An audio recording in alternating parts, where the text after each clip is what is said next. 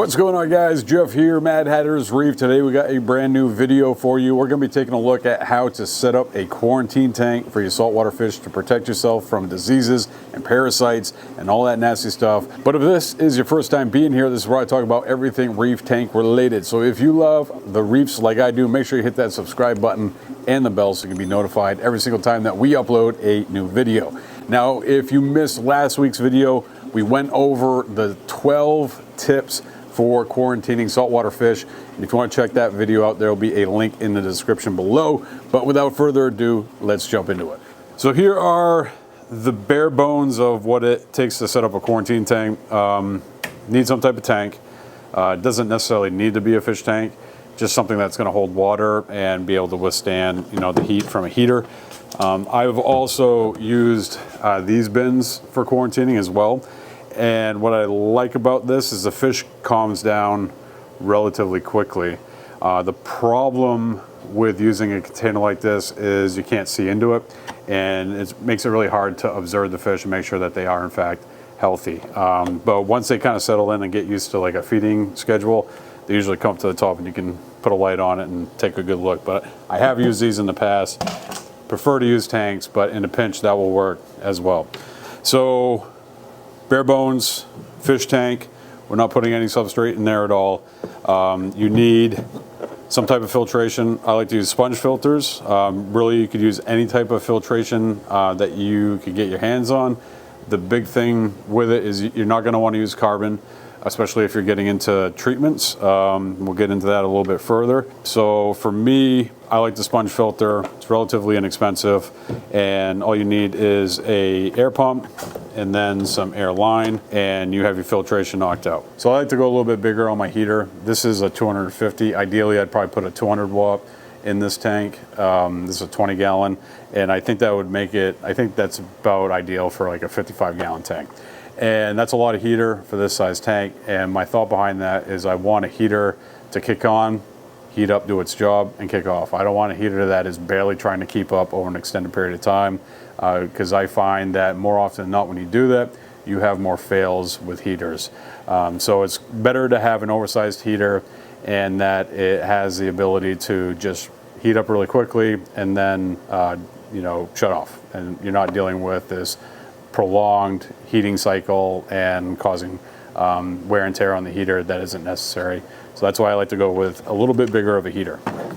Now, the big thing about setting up a quarantine tank is it's not cycled right off the bat, and it isn't a situation where you actually are going to cycle an aquarium like you would with a display tank. The nitrogen cycle still takes place, and it can add to the stress of the fish. So that's where something like Seachem Prime comes into play. And what I do is I team that up with an ammonia badge. So I'll fill the tank up, we'll put a heater in there. Obviously you want your temperature, within a reef tank range. In some cases, when you're dealing with ick, you can heat up the tank a little bit more, bring it up to like 80 degrees, and that can speed up the life cycle of ick.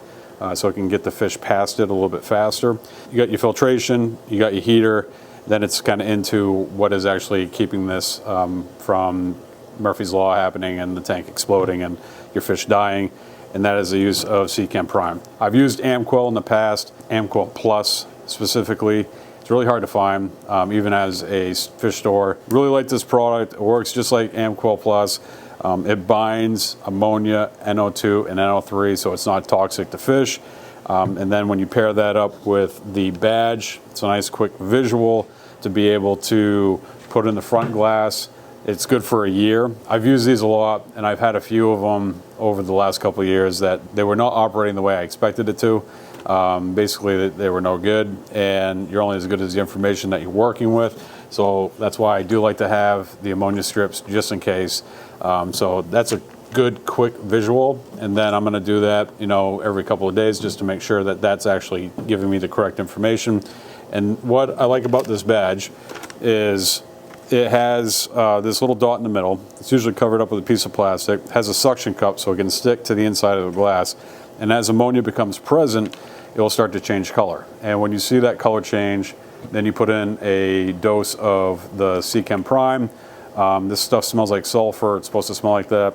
and then within a couple hours you'll actually see that go back to yellow, which is the color that you want. So some honorable mentions with equipment for a quarantine tank would be thermometer, being able to measure the temperature of the tank. That's pretty important. And I would even throw some redundancy in there too. So having two ways of measuring the temperature of the tank is definitely very, very important. And then lighting, I wouldn't say is super important, but it is going to help you in the observation process of the fish and make sure they're healthy and doing good.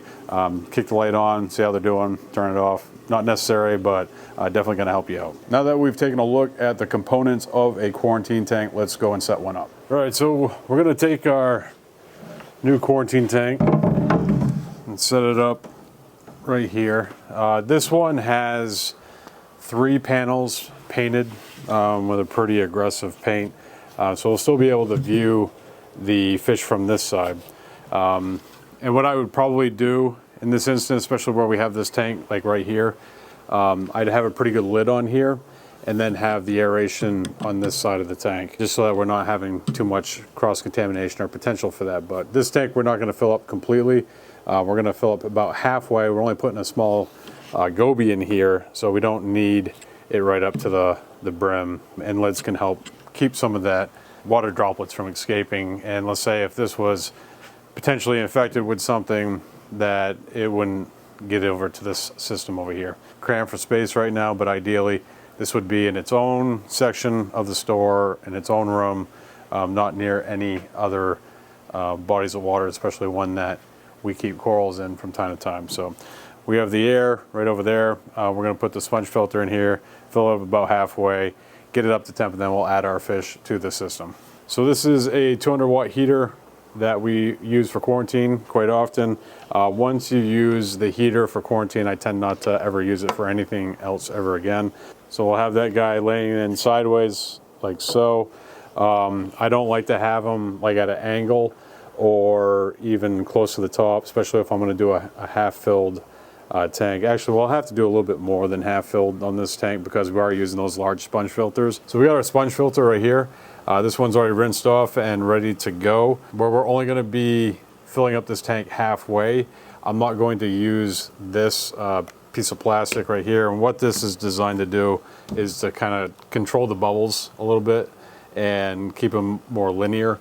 If you take this off, they tend to go a little bit more widespread, but I'm not worried about that in a quarantine tank at all. And the reason why I'm not going to use that piece right there, so let's say if we only filled the tank up halfway, the water level needs to surpass this piece right here.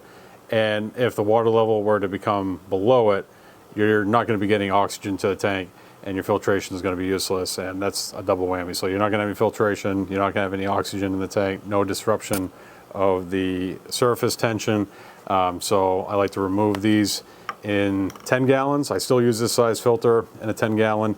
And a 20 gallon that I'm only half filling up, I'm also going to remove that piece as well. So we got a heater in there. We got a sponge filter ready to go. I got my air pumps here off to the side. I do need to get some airline connected, so we'll have to go get some airline and we'll get this guy in here. When we start to fill up the tank, the sponge is going to want to float, even though that this base is weighted. And what I do to get this to sink is I squeeze out all the air of the sponge. You might have to do it a couple times just to get all that air out, and then it should rest to the bottom and start operating the way that it should. Once we have this filled to the level that we want to fill it to and the tank up to temp, then we can start adding our livestock to the tank. This tank's only going to be getting a goby, a little Yasha goby, that we're going to be quarantining for a customer. So we don't necessarily need the total water volume. And we're also going to be putting a lid on this guy, one, to prevent cross-contamination to the system over here, but also to keep the Yasha goby from jumping out of the tank. All right, so we got our airline. This is a silicone type airline. I like using that quite a bit. And this pump that we have just running for no reason other to waste electricity. Put it out to the side. And we're going to connect it to our sponge filter. Let's go that way. So I try to keep things as organized as I possibly can. When you got tanks everywhere, it can get a little crazy. So the little bit that you can do to make it easier, the better. So we got our power cord going out the front of the tank, then we're going to run our air line here in the back, and we're going to start filling this bad Larry up, and then we'll get it up to temp. One thing that's important to mention, I have not plugged in that heater yet.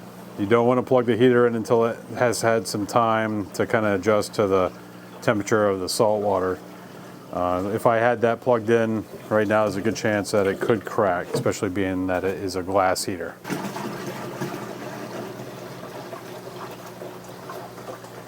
All right, so I didn't even have to squeeze the air out of the sponge. Rinsing it off apparently was enough to get it soaked up so it wasn't floating all around the place. You can see now water levels are good, like, I don't know, 3 inches or so above the sponge. Then we got our heater. We're going to give this about 15 minutes to just kind of adjust to the temperature. Then we're going to plug the heater in. During that time, we'll add our ammonia badge, and then once it's up to temp, we'll put some prime in there, a dose for 10 gallons, because that's what we put in there. We're using the 2.5 gallon jugs, and we'll put enough prime in there for that, and then we'll be able to add our fish once the tank is up to temp. And one last thing I like to do, I like to add a point of reference on the water line, just so that I can have a quick reference of, all right, we're a little bit low, we need to top that off. It still doesn't take the place of using, you know, the proper equipment to test the salinity and make sure it's where it needs to be. But I do like the quick visual, just to be able to tell where we're at and how much water we need to add.